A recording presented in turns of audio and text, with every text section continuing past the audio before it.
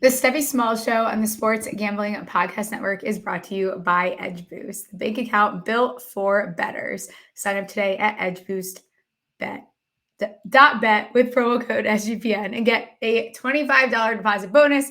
And just a reminder, the SGPN merch store is running a promo, 20% off of everything. Promo code DGENS. Get yourself a Stephie Smalls Show hat for the course, beach, or to mask your hangover. Are you ready?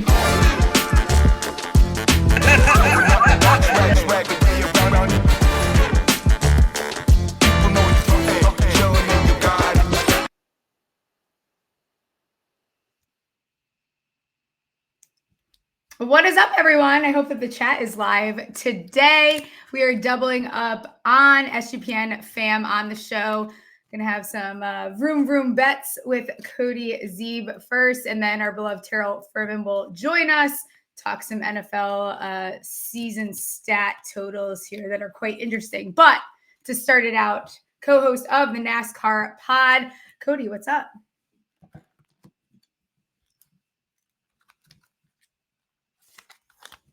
Hey, how's it going? How's it going? How are you? I'm good. How are you? I'm ready to talk some racing. Good.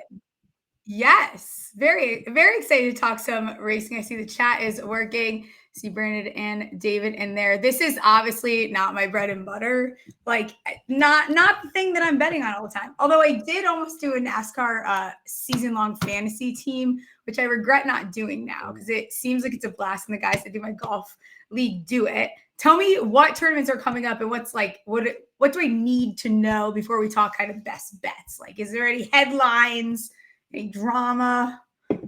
Yeah, I mean, it's the biggest week in racing this week with the Indianapolis 500 going on, Coca-Cola 600. F1 actually starts the day off with the morning race there in Monaco. But big thing is you got one driver that's doing the double, so he's going to run the Indianapolis 500 in Indiana in the daytime. That kicks off like early afternoon. When that race is over, jumps on a helicopter, airplane, gets him over to Charlotte, and then he's going to jump in his NASCAR car and race the Coca-Cola 600. So 1,100 miles of racing for him, open wheel cars for Indy, stock cars for NASCAR. So yeah, it's going to be a full day of racing for him for sure. It's kind of badass. Doing both is crazy. Yeah. It is badass. Yeah, it's been done a couple of times. He tried to do it last year. Weather kind of got in the way, unfortunately, and wasn't able to make it to the second one. But yeah, he's it's not just anybody doing it either. He's one of the best NASCAR drivers. He's leading the point standings so far through the season, champion from a couple of years ago. So he's really good at what he does.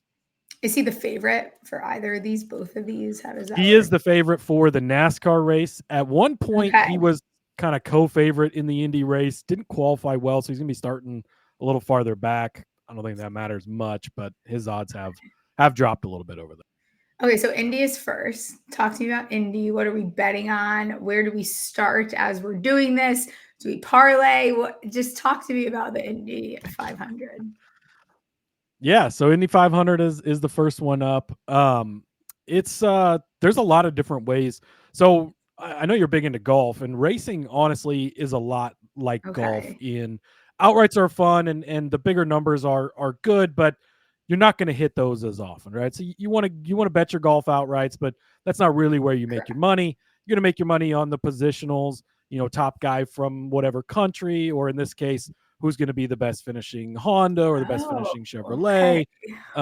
Stuff like that is kind of different markets you can get into.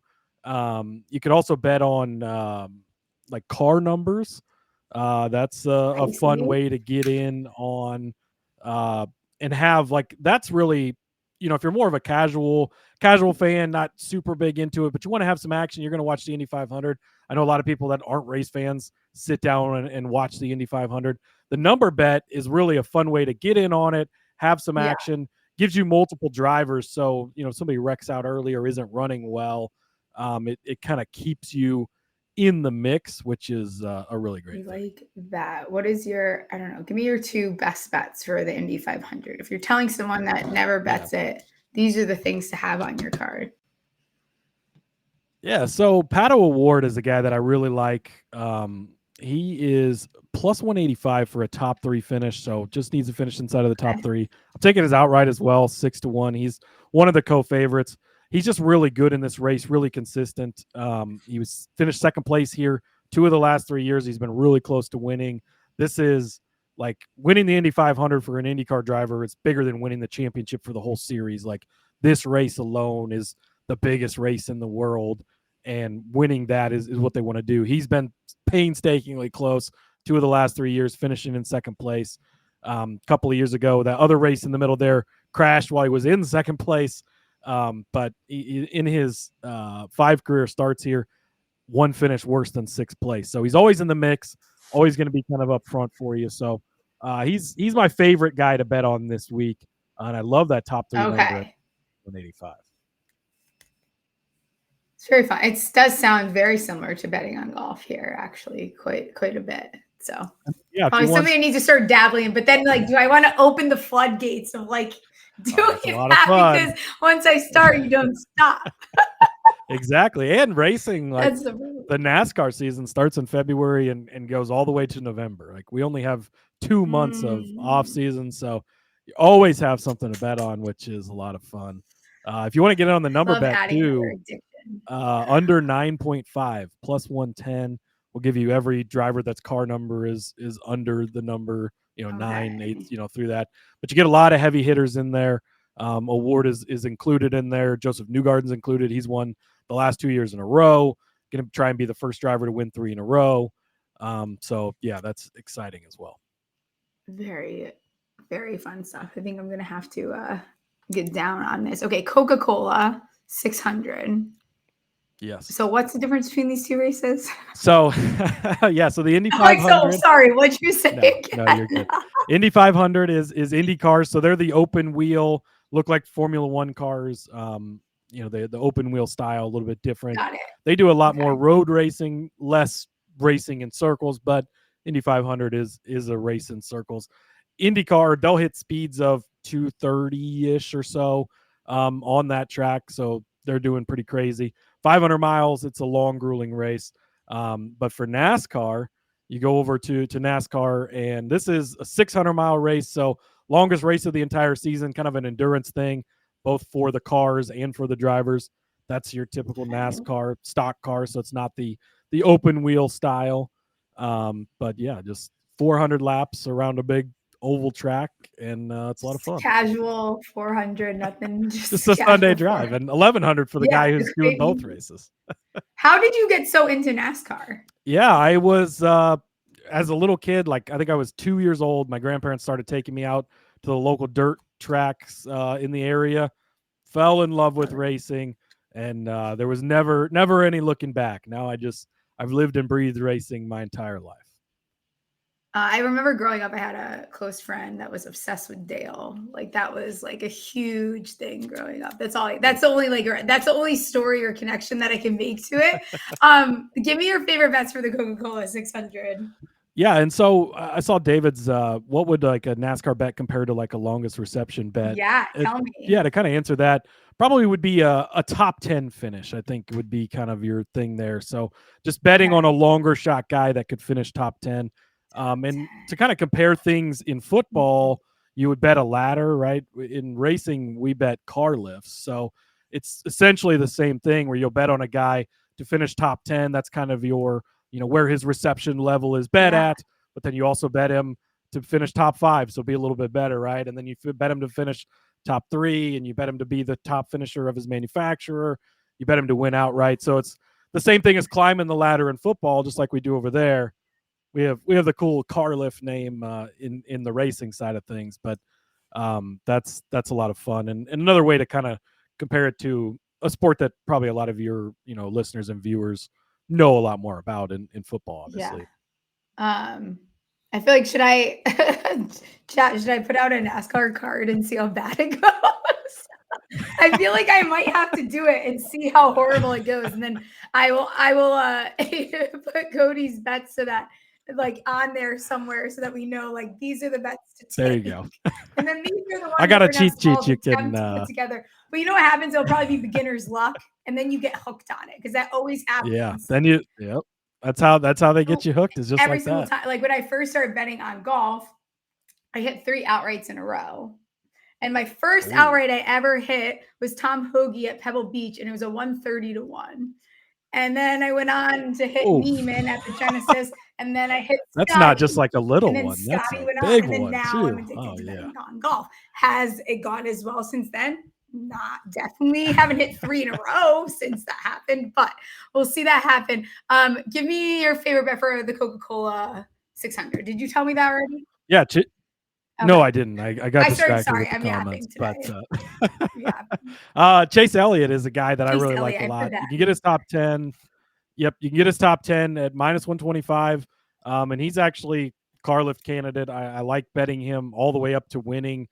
You can get him at 17 to 1 to win outright. So bet his top 10, bet his top 5, bet his top 3, kind of up through it. And so he's -125 for the top 10. He is plus 275 if you get on the top 5. And then for the top 3, plus 425.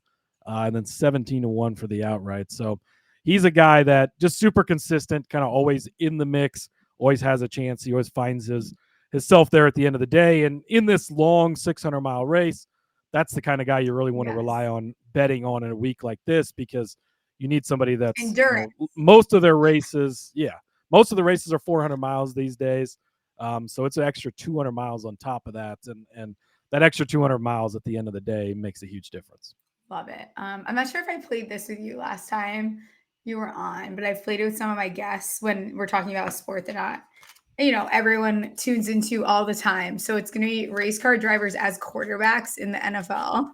Ooh. So I'm going to give you a couple of them, and then you tell me the name of who you think. And you can take a second. It's not like there's no pressure here. There's no as long as you want.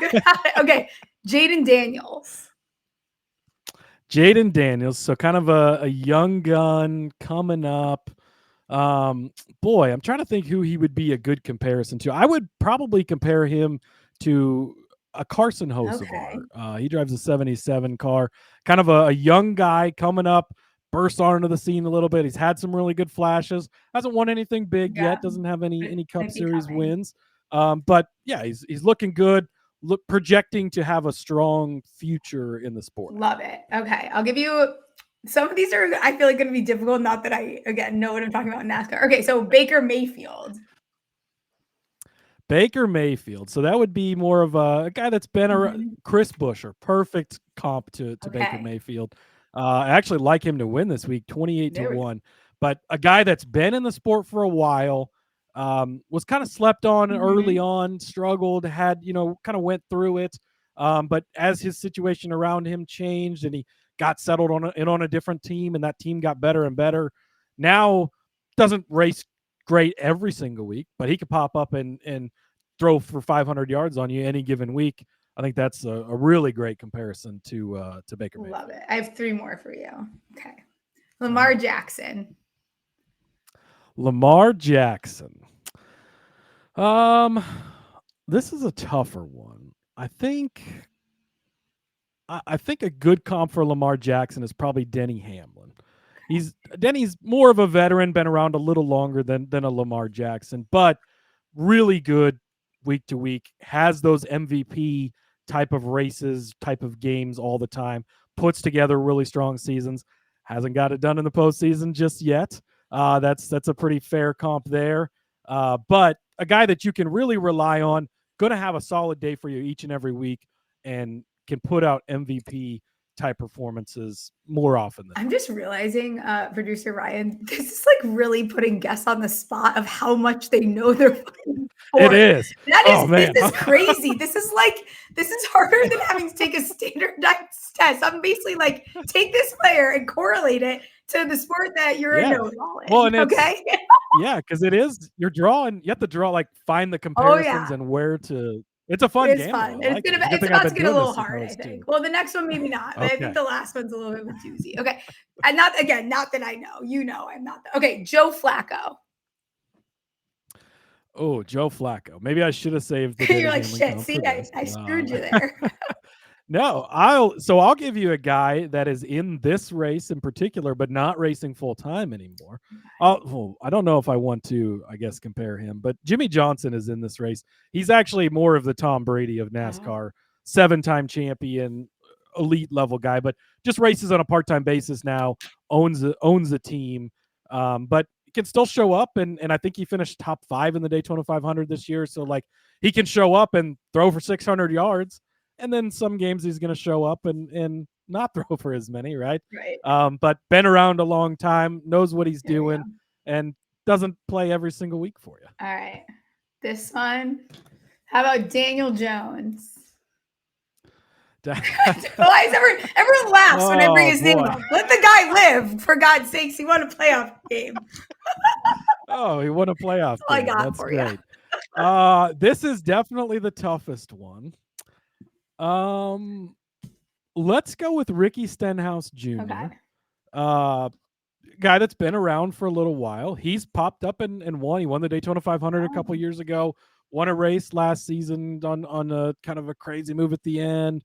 Most weeks gonna be average to below average. Not a great quarterback, but he will have those games. He'll win you a playoff game here or there. So yeah, I think Ricky Stenhouse Jr. would be a good comp to. He still has a job, so I guess he's I don't know. Still active. You can't quite get rid of him, no matter how hard you try. He's still there. Any final thoughts on these races before we move on here? Yeah, I think if you want to get crazy, if you're looking for like long shot, like I just want to throw a couple bucks. I want to try and hit it all. John Hunter Nemechek to be the top finishing Toyota in the race. You can get him at 90-1. This is a really fun one. He's kind of on a team that's struggled a lot over the years, but is really putting it together this year. And it's been quiet. A lot of people aren't super noticing it. Him and his teammate have both been good. There's less Toyotas in the field than Chevrolets and Fords. So it's a smaller group that you have to beat. Usually you need some help. You need a couple of the top guys to get in a wreck or have issues, but things happen, and that does happen. We saw his teammate, who was a super long shot, do it just 3 weeks ago. So 90-1 to be the top finishing Toyota for John Hunter Nemechek is a really fun long shot that, I mean, a long shot's always a long shot for a reason, right? But there's definitely a strong path for it to catch. I absolutely love it. We'll have to give a shout out to Edge Boost. Edge Boost is the first ever bank account built for bettors, ensuring all gambling transactions are approved. No usage fees, no minimums, earn cashback rewards, 100% approval for all betting deposits. Sign up today at edgeboost.bet with promo code SGPN. Deposit $25 and Edge Boost will match the deposit. That's edgeboost.bet, promo code SGPN. Time for my bonus underdog. Pick'em Underdog is going long for the NBA playoffs for their extender bonus. I would love to be in the meeting room for when that decision was made. For their extender bonus, hop in game 1, and the longer the series goes, the bigger the bonus gets. Alrighty then. Here's a pickup entry that I like. We're going to stay on golf and stay away from that there. Jordan Spieth, finishing position better than 20.5, and Aaron finishing position better than 20.5. That'll get you 3.34x your money. So go check out the extender bonus. Sign up with Smalls 2 L's to claim your special pick and first time deposit offer up to $1,000 in bonus credits. UnderdogFantasy.com, promo code SMALLS. Hell of some marketing there. Okay, so the last time you were on, you're a Pats fan. The schedules came out. I told you I was very optimistic about the Pats. The draft, actually, we spoke before the draft. Where are you at? I guess, where are you at post-draft? Like, what's the temperature check here? I'm feeling good. Okay. I'm getting more and more confident. I feel like the draft was pretty good. I was hoping, one of the big guys, a Hunter or a Carter, would fall to us at 4. That didn't happen, but I think that T-Rex Arms himself is going to be fine. I think he's going to be a good anchor for the offensive line, and I'm feeling good. I just, as we get closer and closer to the season, I'm feeling better. Mike Vrabel, just the biggest that's really the biggest thing. Adding Mike Vrabel, I think, is so huge for this team. Mhm. And I think that we're going to see a big breakout from Drake May this year. I'm with you. And someone that I've been banging the table for, which I'm actually surprised that, and his prices, I've seen it go up a little bit in fantasy, but like I think everyone's so obsessed with Tootin and RJ Harvey that they're kind of getting a little distracted from Henderson. Vrabel came out and said, I don't know, something about Stevenson, primary back, this, whatever. I just think Henderson is going to take over that role by like week 5. Is that like a ridiculous take? I think they got sick of the, No. he had a little bit of a fumbling issue. I'll say little. I don't know that it was just little either, but like Henderson could easily walk into that role, and it could happen before week 5, and I wouldn't be shocked. Yeah, I think that you're spot on with that. Stevenson's had his issues over the years.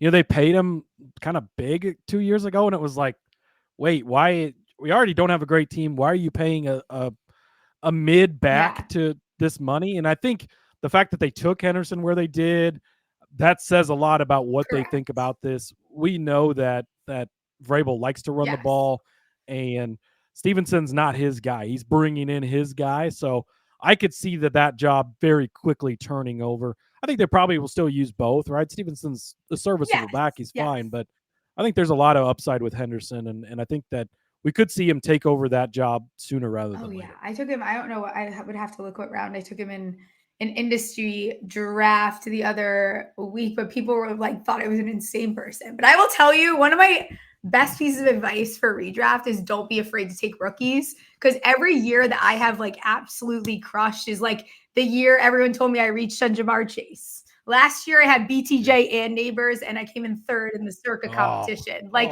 I'm not afraid to take like the young guys. I don't care at all. I will. Yeah, and especially like, let people reach for the Marvin Harrison right at the top where they're way overdrafting them. But once you start getting into the rookies a little bit farther down, it seems like people just way overvalue the top rookies and then leave the other guys there for you. That's where to go and find the value. Speaking of wide receivers, why am I kind of starting to get a little excited about Diggs? I don't know. Why? Can you stop me? I'm not super excited. Do you like Kyle Williams then? What am I supposed to like here? Well, that's the problem. I don't know what to like. There's not a lot to like. It's going to be running the ball, and Drake May maybe running the ball. No, I think Diggs will be great. I think that having that veteran presence around, hopefully, like at this point in his career, he's past the diva stage and he's more into the let me teach these young guys, because obviously he's been a great wide receiver for over the years, right? So if he can impart that wisdom on the younger wide receiver room that they have, I think that could be big. Is he going to have a massive year? I don't know about that, but I think that he could be. I mean, he's going to be the number one option by default, really, probably, because there's not a ton of options there. But I'm not super overly high on him, but I do like. I feel a longest reception week 1 coming so hard. Like there is no way that we were not taking that week 1. I'll probably take it more than week 1. Who knows? Maybe Cardi B will keep him in check. Apparently that's who he's dating now. I just found that out today. Her ex-husband wrote a diss track about Stephon Diggs. So that's all the information I have on Stephon Diggs at this point. Yeah, I saw them there at the Knicks game. At the Knicks game. I don't know. He seems to always find his way into the tabloids, it seems. I don't know how or why, but I think Vrabel, of all coaches, it's a good coach to have because he's not going to really deal with shit. He's a man's man, all team, all football. Like, I think if he's going to go somewhere this late in his career with his little diva tendencies, I kind of like it. Yeah, absolutely. Yeah, I think, again, that's to the point of Vrabel being such a big addition. I think that he is one of those guys that will manage that well and keep it all in check, which I think will help a ton. So we still feel, I think the Pats to make the playoff number is a little crazy. I think I saw something insane. What is it? +6, 163. Yeah. It was big enough. I'm pretty sure I've already bet on that. So we're very I did want to say too, Pop Douglas is the guy I think to kind of watch in the Pats wide receiver room. I think that we've seen some little bit of flashes out of him, but maybe he's just ready to kind of take over and be that alpha dog. Okay. I like it. I'm all for it. I think I bet his receptions a lot last year. He was one that I was betting on. And then towards the end of the season, I had to stop because he started pissing me off. Yeah, he did sort of fade off a little bit at the end, which I didn't love, but hopefully they get that all fixed. Hunter Henry is sneaky too. Like he's someone that I found myself betting on receptions as well. Like he's still a very solid tight end. Yeah, he's been a great tight end for years and a good safety blanket underneath for a young quarterback. I really do like that. And I think that Vrabel will use him appropriately. Yeah, absolutely. So the schedule is released. I love how the schedule has become like a big hype thing, even though we've known the opponents. But was there anything that stood out to you, like when these schedules did get released, of note? I like how it starts because I think it's a little on the easier side to open up the season and kind of ease them in, get Vrabel's feet wet with this team and learn some stuff. You know, Vegas the first week, they're doing the same thing, learning and what are they going to be? Miami, always a question mark. Pittsburgh's going to be obviously a tough game, but then you get Carolina right after that before you get into Buffalo. But then even after the Buffalo game, it's New Orleans, Tennessee, Cleveland, Atlanta. That's the first 9 weeks. There's a lot of very winnable games there, and it's not going through the ringer right to start, so they kind of ease in. Vrabel and May can kind of get used to each other, and I think there could be kind of one of those surprising teams where you look up 9 weeks into the season and be like, oh, the Patriots have a pretty good record at this point. Oh, shit. And another team, too. Have you seen the San Francisco 49ers schedule? It's up. It is one. I got to pull it up here quick because that's my guy, Rob. Oh my gosh. But you have to see. You don't even need to know anything about them. I'm pulling it up right now. Let's see. It's pretty ridiculous, to be clear. It's like one of the easiest schedules I think I have ever. Oh yeah, Seattle, New Orleans, Arizona, Jacksonville. What the hell is this? I mean, this is bullshit. Yeah, Rams, Tampa, but yeah, boy, yeah. So if they don't, I feel like this is like. And then they end the season with Tennessee, Indy, Chicago, and crazy, Seattle. Right? I think that if they do not win 10 plus games, the window has shut for the 49ers entirely. Yeah. I mean, there's some question marks for sure. They've had a lot of change, but the schedule, the way this lays out, I hadn't looked too deep into all the schedule stuff other than like the Patriots, but this is an insanely easy schedule for out of control easy. And then they play the Giants. Like it's kind of a joke of a schedule. Yeah. Yeah, it is. Boy, should be a good season for Niners fans. A good season for the Niners fans. I wish I got a schedule like that. Any last comments before I let you get out of here? I'm excited. 1,100 miles of racing on Sunday. It's gonna be a good time. I'm gonna put a Smalls official racing card out. Vroom vroom bets. And then I will put yours on the bottom with a disclaimer. Please only bet these. Do not bet mine. This is an experiment only. I appreciate you coming on. Enjoy your Sunday. Enjoy this week. Yes, thanks for having me. We'll get you on soon. Sounds good. Have a good one. Thank you. Rhythm is your home for AI-backed picks and props. Dominate the NBA playoffs, PGA, MLB, and they just launched the WNBA. Rhythm knows you'll love it. That's why they include a 7-day free trial. Here's something Rhythm likes that I also like. Rico Hoy, top 20 plus 360. He actually was in the top 4 in my model that I run every week. Rhythm has him projected to finish 11th. He has a cool name, solid form, solid course fit. So we roll with the top 20 at plus 360. And if the bots at Rhythm like him, I like him too. Rhythm has some amazing deals going on now. 25% off monthly subscriptions with promo code SGPN25 and 50% off annual subscription with promo code SGPN50. That's Rhythm, RITHMM.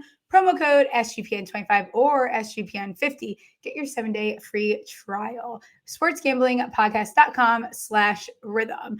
And if you are listening to this and you have not entered the Circa Ultimate Fantasy Football giveaway, consider me extremely pissed off with you because Circa is my favorite place in the world, and they are doing an absolutely crazy giveaway right now. It's for a 12-person league to draft in Vegas and to be treated like VIPs during your stay. You're going to receive a 2-night stay at Circa for the entire league, 6 Double King rooms. You get to hold your draft at a cabana at Stadium Swim with a $5,000 food and beverage credit. That is where I host my draft.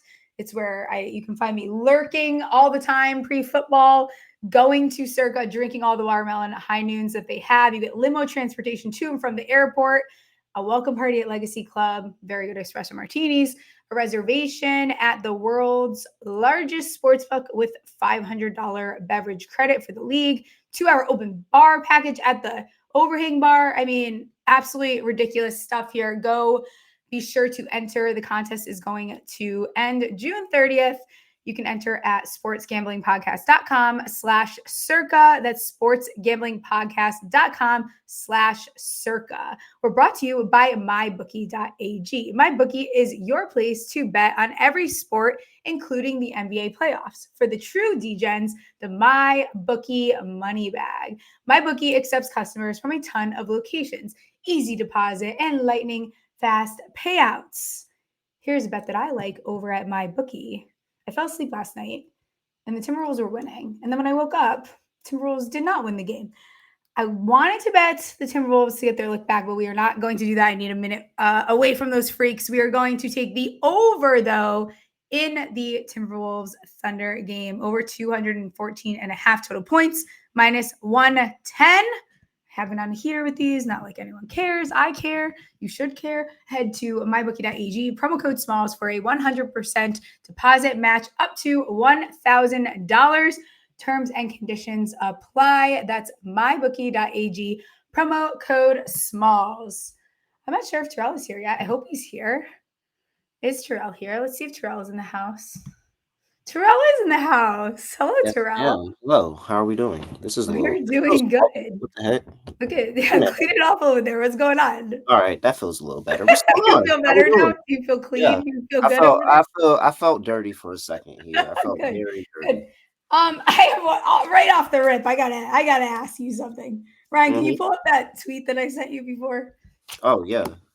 Oh, here we go. Can you explain to me? And we know I'm not a Knicks fan, and that's okay.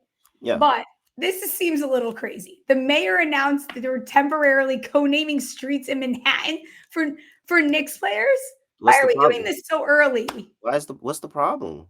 Why are you doing it so early? You didn't win shit. They play for the team. They've been playing for the team all year. So you telling me that yo city decide to name the team? Yo, take that down, Ryan. Put me up on it. Yeah, we get it. All right. So you telling me that the Giants go, and I'm talking about we ain't did nothing for a long time. Like, go ahead and X out the championship that we had in 2012, X out the one in 2008, X out the 2001, X out all. Like, tell me we ain't did nothing in 50 years. And you ain't even been to the championship game in 50 years, and you get there. Like, this is house money, because guess what? It doesn't matter if we win or not. We're here. We're back here. Yeah. We haven't been here in like 25 years. We're back here. So you know what?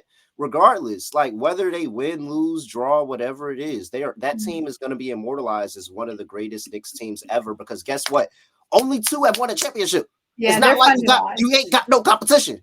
They are so clearly they just named them after. This is literally one of the greatest Knicks teams ever. They didn't have any competition. So yeah, give them a shot. If you guys win the finals, I've decided that means the Giants boat curse is lifted. That's how I've made a connection. I mean, it's already been lifted. The New York Liberty won a championship in 2024. I don't know why people making it seem like New York ain't won it wasn't lifted though. I don't know why they making it seem like New York ain't won nothing. The Liberty just won a championship. They did. Like just now. And you know what? We need more wins to take the boat curse off though. But we'll see. I don't feel no type of way about the Knicks in this series. I haven't picked the Knicks yet this playoffs, and I'm not finna start doing it now. So we'll see what happens. But I feel like everybody dragging that out of proportion. It's not even like they took the other street name down. All they did was just put a street sign up. They make street signs at your college for free and give them out to students all the time, and we mad that they made a couple of pretty street sure signs? my exact Like, text to producer Ryan. My exact text was, "I want to get Terrell worked up," and it worked. Yeah, like it's a street sign. Like, what's the big deal about a street sign? They literally make street signs at your local college for the students. Mr. Zesty. I like his over in points in this game. I like my buddy Bridges to go over his twos. That's all I got for you though. Cat should have a good game. Cat's been really, really good. He's averaged 30 against them this season. I could run down Cat's game log against the Pacers, and I mean, he's got 40, 30, 21, 40. So 2 40-point games in his last 4 against the Pacers. 23, 15, 32, 32, 30, 27, 42. That's another 40-point game. So Cat's been really, really good historically against the Pacers. Jalen Brunson has been very, very good against the Pacers as well. I think over the last 15 games he's played against the Pacers, he's averaging some 30, 33 points against that team. So I like Jalen Brunson to go over his points prop as well. I don't know if the Knicks bench is going to be able to show up in this series. Honestly, the only thing that I'll let everybody get mad about is why everybody outside of like the top 6 guys got a street name. Because Campaign definitely don't deserve no street name. Campaign. I would never walk down no street name Campaign. He sucked. So like I don't know why he got one. Landry Shamet kind of sucked too. I feel like if Brunson a street name, like Cat a street, like them I the streets that people jump you on. I just got jumped on Campaign Street the other day. Like I don't know why they got street names, but yeah, I'm good on that. So let me get Jalen Brunson. Let me get Cat. Okay. I think that'll be good. And I think that Ben Mathurin and TJ McConnell points and assists. I think those are good plays as well. But Ben Mathurin points, TJ McConnell points and assists. Those are a couple things I like. I love it. All right, I want to talk some football. Actually, while we're worked up, before we get into football, this will be the segue. Why in the fuck are we on Hard Knocks? Yeah, I mean, I think that we was casualties of war there.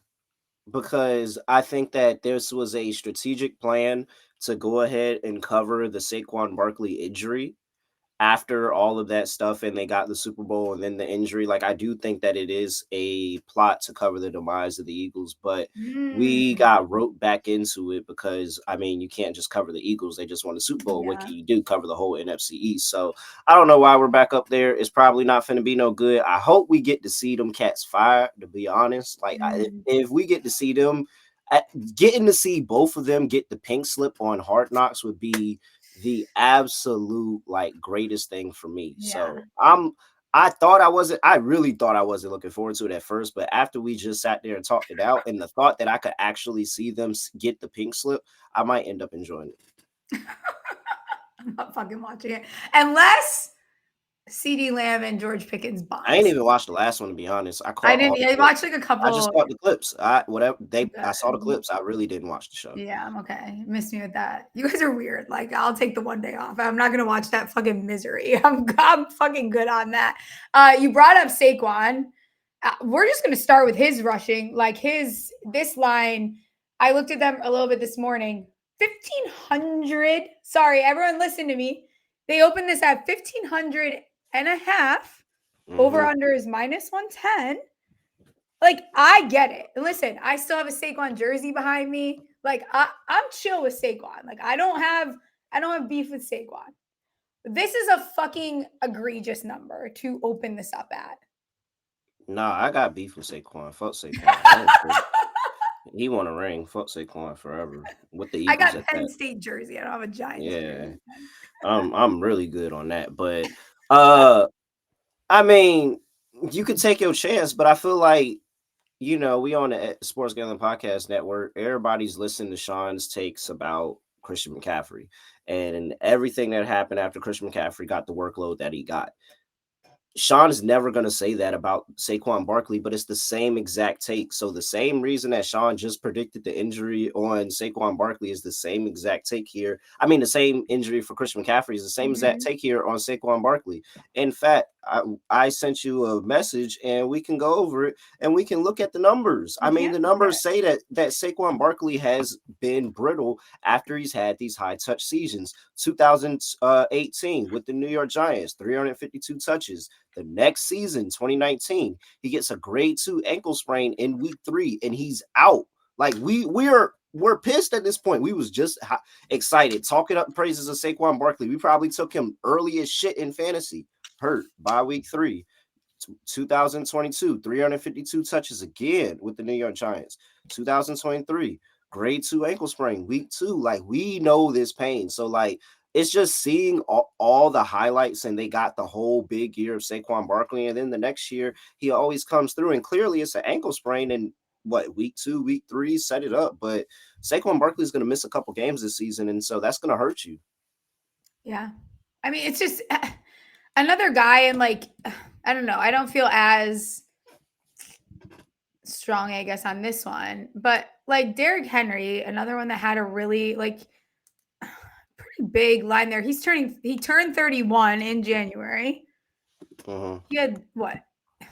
He had 328 touches. He was 79 yards away from having a 2K yard season. I'm struggling to see where that's sustainable at 13, 15 and a half. And the thing with these running backs, especially as they start to get older, like you're playing a risky game taking these overs here. Yeah. What's Henry at? 1350 and a half.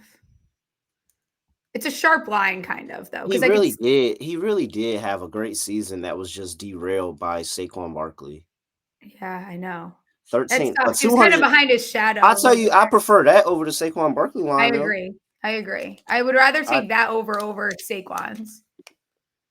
But I feel like those aren't the running backs that I'm looking for when I'm looking at a season-long rushing prop. Like, I'm always looking young. I feel like I'm always targeting young. I'm always targeting low numbers that, could just explode. And some guys do for regression. I haven't seen a line on Travis Etienne, but I'm telling you, whatever line they set Travis Etienne at, it's probably way too high. It's probably way too high. Like, everybody's talking about all the other potential in that audience, in that offense, and I haven't heard one word about Travis Etienne the entire offseason. No, it's that Tootin is all they talk about. Tootin, Take Bigsby, Brian Thomas, Travis Hunter. I've heard every name in the offense. Even Goldilocks. Goldilocks has gotten some positive news in that I've seen people actually try to make it seem like Goldilocks is actually a good quarterback. Everybody's been talked about, and I haven't heard a word about Travis Etienne. Yeah. I was just randomly thinking about that earlier today. Like, man, I can't wait till I find a bet on Travis Etienne, because I just feel like whatever they say that, it's going to be high enough, because he's just going to fizzle out in this offense. Yeah. One number I did like, and I did bet the over before we actually jumped on here, Jahmyr Gibbs. I think this line is kind of like bitchy, to be honest. Like, it's 1075 and a half. The over is plus 100. He had 1,400 plus fucking yards last year. And like, it's like, I think some of this is like all this obsession with Ben Johnson is like starting to get annoying. Like, that's a lot of the team is very much the team. I know they had changes to the O-line, but like this player is averaging 83 yards per game, and he's a focal piece of their offense. Like, all I'm asking is for him to get like 1080. I mean, I don't think that is impossible. At a plus 100 number, I will take the gamble right there. You don't like him. I just, the injury. It's the injury. I know. And he's young. He's fine. And are the Lions going to be like, are they going to stay good? So what happens after you lose to the Commanders in the playoffs like that? Like, what happens next? You just bounce back because the Commanders overexceeded what they should have done. So this is more about the Commanders overachieving than anything negative about the Lions. No, I think there's things to be negative about, but maybe they needed the shakeup. Like, okay, counterpoint, maybe Ben Johnson leaving and like them getting a new, like, fresh set of eyes on these players Maybe that's going to be a good thing for the Lions because I think they got by with a lot there. Won games they probably shouldn't have. They overcame a lot of injuries. Like maybe getting a new fresh set of eyes, and everyone's going to hate that take, which I don't really care. I'm just tired of hearing like England, Ben Johnson. It's like all everyone's talking about. And I think a lot of the core of what made the Lions isn't fucking Ben Johnson. I wonder if there's a rushing and receiving number. That I would like better. If we can get that, which that'll be closer to. I feel like that would make me fall in love with it. If you had said rushing and receiving, I think that would sway me over. I just think that number is going to move. I don't think it closes at what it's sitting at right now. And it felt like an opportunity to jump in if I was going to do it. No, because I like Jahmyr Gibbs. I do. Me too. I just didn't want to be blinded by that. That's fine. Okay. Want to talk receiving yards? Hold on. Or do you have more rushing? Anything else? I'm trying to see if anything else is appeasing here. I feel like I don't have a lot of lines. DraftKings had some. They don't have a ton. Yeah. The only other one I think I wrote down would be Bucky Irving. Well, this is probably the year that Jalen Hurts goes over 600 rushing yards, if there's ever one. Yeah, when Saquon goes down. Yeah, Saquon's going down. I'm not laughing at the injury. Saquon is going down, and this is going to be the opportunity that he takes. Like, also, I feel like what's Jaden Daniels? I feel like he could probably go over as well. That is a good question. What is Jaden Daniels? I feel like I saw his name. I feel like I saw his name up here. Oh, here it is. 675. What? Only 75 yards more? Hi. What did he have last season? He's basically one of their running backs is the thing. How much did he have last season? Let's see. I had the number up on my other computer. And bring that shit in here. Yeah. How many? You only had 9. 891? Is that 671? 891? Whoa. Wait. Am I missing something? Is there a change in the offense? Not to the running back room that you should be thinking about. I mean, you have Debo now, so I guess they probably run. No, for the love of God, with that, I don't think it's going to be that big of a deal. No, I don't either. But like, I mean, maybe like I'm just trying to figure out what's the logic after he just had 891 his rookie year. We don't have any other intel, and it's all the way down to 675 and a half. I don't know. Do they think he's going to be passing the ball more? I don't see that vision. I would love for somebody to talk me off of this because this just feels like a no-brainer. Like, I mean, he's gonna get about 125 against the Giants. Yeah, if not more because he's not staying in the pocket the whole time. No, he's not staying in the pocket the whole time. He's gonna get the rushing yards against the Giants. A good amount of rushing yards against the Giants because the defense's line is nasty. He's gonna have to run. I think we have to bet that, unfortunately. It's gonna go that number is not closing there. Yeah. Oh yeah. I like Daniels over 675. Interesting. All right. I have to find a reason. I have to look into that more and find a reason not to bet that. That feels very injury baked in for some reason. Okay. You could talk me into an injury. That would be the only thing. I would counterpoint. He played with broken ribs for almost the entirety of the season. I'm not talking about broken ribs.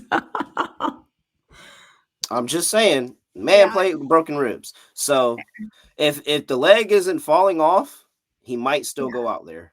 Maybe. I do hope the Commanders regress though. They're going to be sick when they lose to us week 1. That's going to be annoying. And it's going to be annoying to me when we win that game. I'm going to be on the Commanders, just like you're not on the Knicks tonight. I'm really not on the Knicks tonight. Stop thinking I'm really not on the Knicks tonight. Okay. Whatever you say. All right. We have to talk some of the wide receivers. First one up. Do you see what did the kids still say yoked? I don't know. How jacked Marvin Harrison Jr. is. First of all, he's getting a piss. I want to say I've never heard that terminology used like that. Look, what? Yeah. Bro, yeah, man. You are going to be peeing in a cup after week 1. I promise you that. Oh no, I'd have made him take a test as soon as he got down. As soon as I saw that picture, just called him over. That's crazy. No, so I need. Hey, can you get a before picture? I feel like we need a before picture so people can understand. Because I feel like I'm being more dramatic than I need to be. So his competition has not changed. Like it's fucking Zay Jones, Michael Wilson, Greg Dortch, Trey McBride. Like second year, he also didn't have as bad of a season as I think everyone acted like. He still had 885 yards and 8 touchdowns. Like it did not have a bad season by any means. I think to his counterparts, Brian Thomas Jr. and Malik Nabers, who got drafted after him. Yes, that's where the overreaction comes from. I guess this comes from trusting Kyler, but he also doesn't have to do a lot more than last season to go over this. No, he doesn't. And why does it feel gross still then? Maybe just the Cardinals and not trusting the Cardinals overall as a team. But yeah, 885 the year before you said. And you got to also bake in wide receivers get better with time. So when you're looking at and evaluating young wide receivers, you kind of just naturally, they get better with route running each year. They get better seeing the defense. The game comes quicker to them each year, especially being in the same offense. So maybe some of those intermediate routes that people want to see in the addition into catches and not just long bombs actually happens this year because he's more comfortable in the offense and he grows as a receiver. And so year 3 is normally the year that is like, boom, you figure out that's somebody that's good and near great, and that's somebody that's going to fizzle out. But I think he probably still makes a leap. Like, I wouldn't be mad at anybody who told me you want to take this. Okay. That was one of the more attractive ones. I think the other 2 that I looked at that I'll run by you is one is Drake London. And I think maybe I'm starting to get a little too high on Drake London in all capacities this year. But like last year he had what 1,200 plus yards. The number's at 1050 and a half. Like it comes down to if you trust Penix, which I'm not even asking you to trust Penix, because if it's not Penix, then it's Kirk, and he just repeats what he did the year fucking before. So it's like it's not. I feel like the security blanket is so much nicer than like a Justin Jefferson, where if JJ McCarthy gets hurt, you're asking for Sam Howell to pick up the slack. Like, you know what I mean? I don't find it to be the same scenario.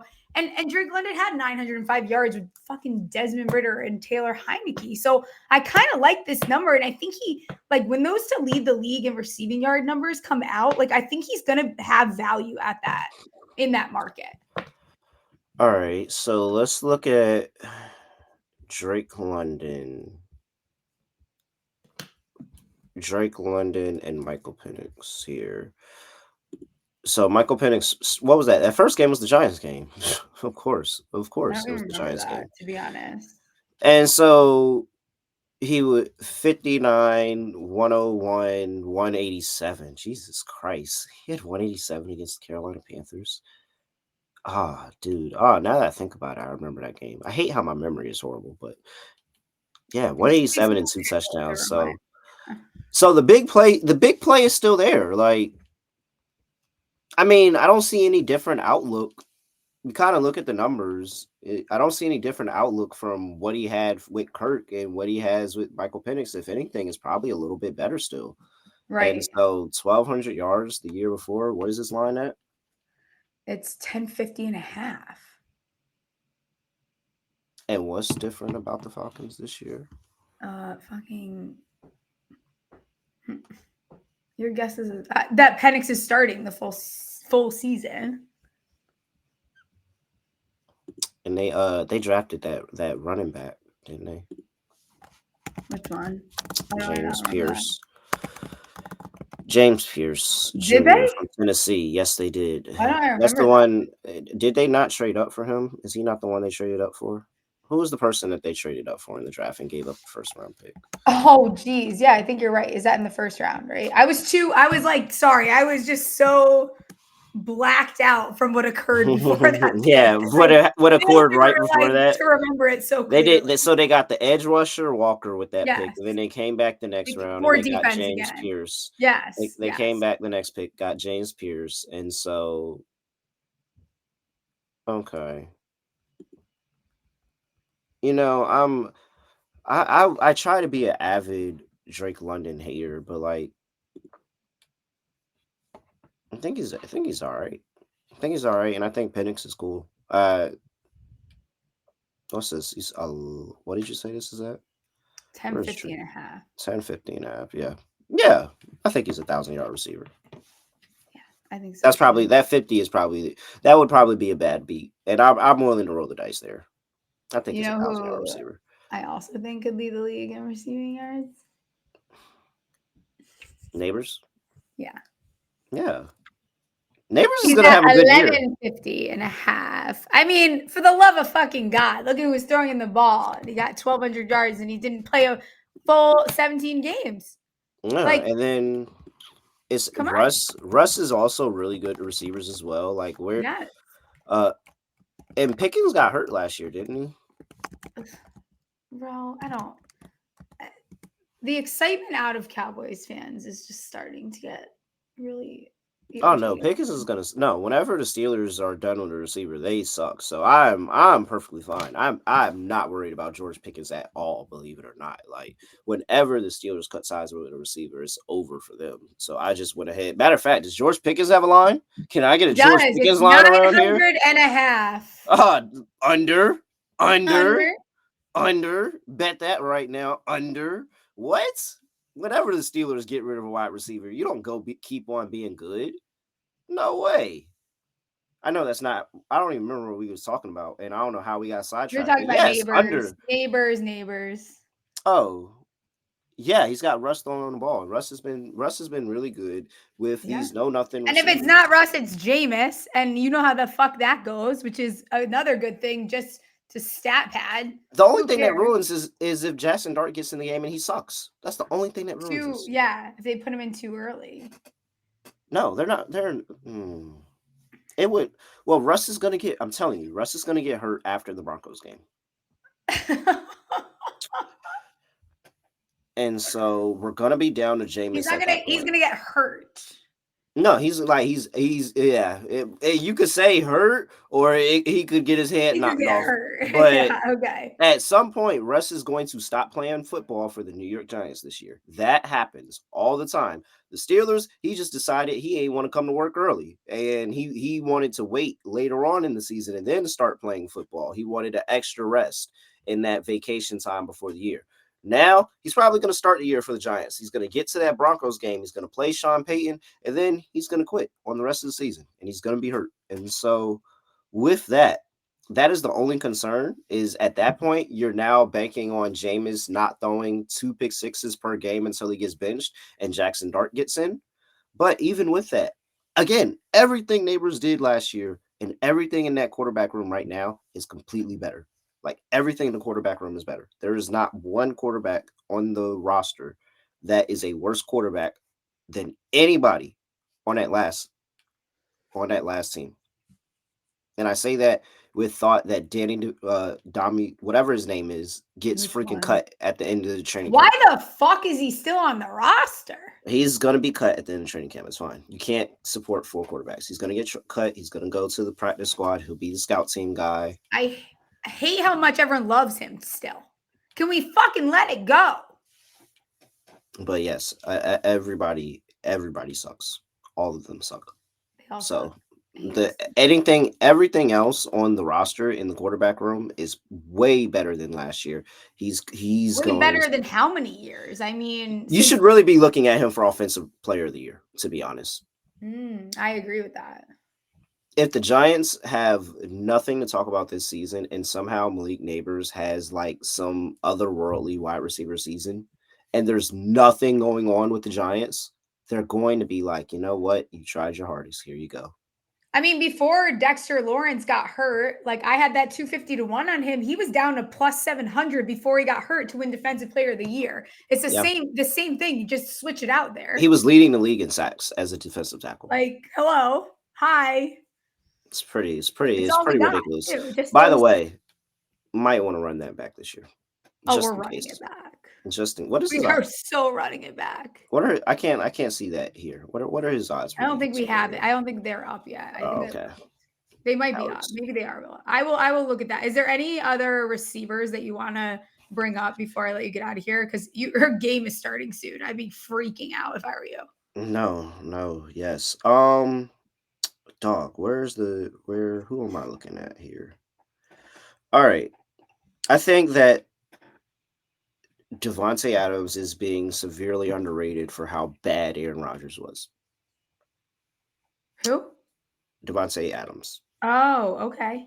I think he's being severely underrated for how bad of a quarterback Aaron Rodgers was.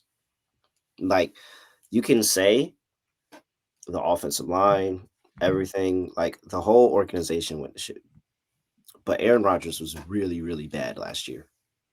Really bad. I think that like the situation of the offensive mind of Sean McVay, for one, and then actually Matthew Stafford as a quarterback, he's going over 1,000 yards. I think that he can support that offense easily supports 2,000-yard receivers, and one of them is now Davante Adams. I have no idea why it's 650.5 and why that's even plus money. So that's the only thing that I officially have bet like right now, and I have going like Davante Adams is 1,000-yard receiver. I'm pretty convinced of that. He might be 1,001. But that's not who we asked. 1,000-yard receiver. He 1,000-yard receiver. That means he gets over 950.5. So I'm pretty sure. I found the Dexter Lawrence line. I found it. Okay. 60-1 this year. What? For defensive player of the year? Yeah. No way.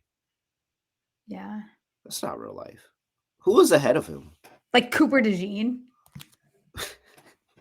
All right. I'm not even fucking with you. I literally just deposited so I can bet it. These are the names ahead of him.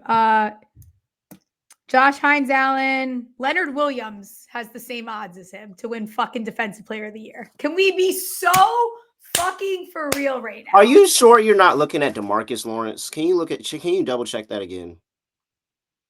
I'm not. I'm looking at what I'm supposed to be looking at. Dexter Lawrence is 60-1. Mm-hmm. After that start to the season last year? And he has the same odds as Leonard Williams. So is it the Abdul, like, is Abdul Carter too good that Dexter? What? No, this doesn't make sense. This actually really doesn't make sense. Christian Gonzalez, who I kind of like, is a sleeper, has better odds.